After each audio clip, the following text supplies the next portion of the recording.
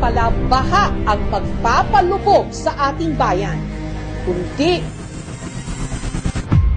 kasakiman. Walang buwang ang bulag sa gabinete na ito! Naglalaruan lang nila tayo. Paano mo aming mga negosyo? Negosyo! Bayan o sariling pumili ka!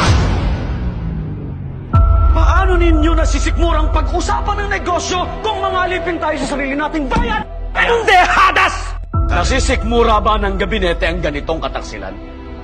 Bulag! Mga kapatid, mayroon tayong mas malaking kaway ang ating sarili. Kailangan natin ng isang radikal na pagbabago. Tama sa'yo na Luna. Kailangan na tayong kumilos! Kaya na ba ng Pilipino na marinig ang katotohanan nang hindi mapipikon?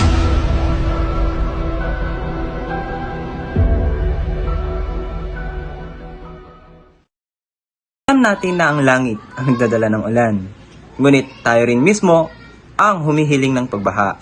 Maaaring kumatok ang mga bagyo, ngunit tayo rin ang nagbubukas ng tarangkahan sa pamamagitan ng walang habas na urbanisasyon, pagkaubos ng kagubatan, baradong kanal, at tirahang itinatayo sa mga lugar na dinadalaw ng tubig.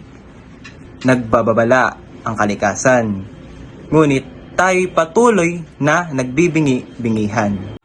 Sangayon ako dyan, ang ating mga daluyan ng tubig ay barado ng basura, bunga ng kawalang disiplina. Ikinakalat na lamang ang mga kalat, gaya ng mga kababayan na walang pakundangan sa pagtatapon ng basura. Ang mga ilog na minsan nagsilbing ugat ng ating mga lungsod ay ngayon ay sinakal ng plastik, korupsyon at kapabayaan. Ano ang silbi ng mga plano at pangako ng gobyerno kung wala namang pondo? Kung walang sapat na paraan, ang flood control ay nagiging ilusyon lamang. Parang yung gamitin na yun sa pag-asa, ngunit guguho rin sa katotohanan.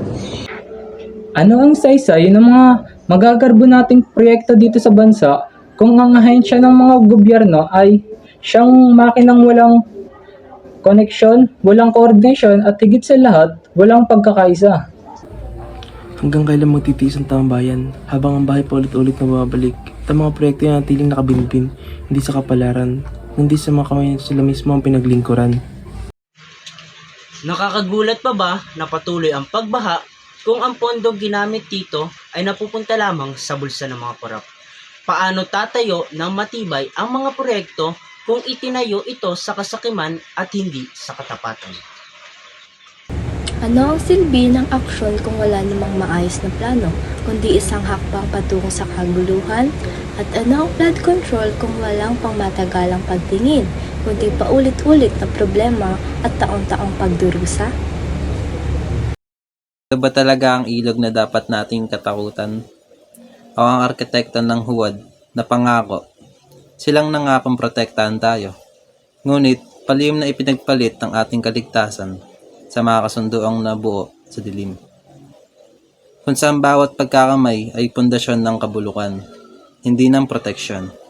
Kaya ngayon, sa tuwing tumataas ang tubig, hindi ulan ang tunay nating kinakatakutan, kundi ang unting-unting pagbaha ng katiwaliang nagkukubli sa anyo ng kaligtasan. Bakit natin sinisira ang likas na depensa ng kalikasan? Tapos magtataka tayo kung bakit lumalakas ang baha taon-taon. Ang mga luntian dating nagpaprotekta sa atin ay napalitan ng semento. Kaya't ang mga ulan, sa halip na saluhin ng lupa, ay dumadaloy sa ating mga kalsada at tahadi. Ayan, maraming salamat. Yan. Maraming salamat sa ating mga tagapagsalita sa kanilang makapangyarihang pahayag. Ngayon, tanungin nga natin ang sarili natin. Ilang baha pa ba ang kailangan nating danasin bago natin ayusin ang mga sistemang matagal na nating alam? Korupsyon, kakulangan sa plano, at palpak na pamahala. Hindi ito gawa ng kalikasan. Gawa natin ito. Ito ang desisyon natin. Kaya, ang tanong, kailan tayo pipiliing tapusin ang paulit-ulit na siklo? Dahil hanggat hindi tayo kumikilos, patuloy na aakyat ang tubig. At kasama nito, ang halaga na ating pananahimik. Maraming salamat po ulit sa inyo. At nawa ito ang simula ng tunay na pagbabago.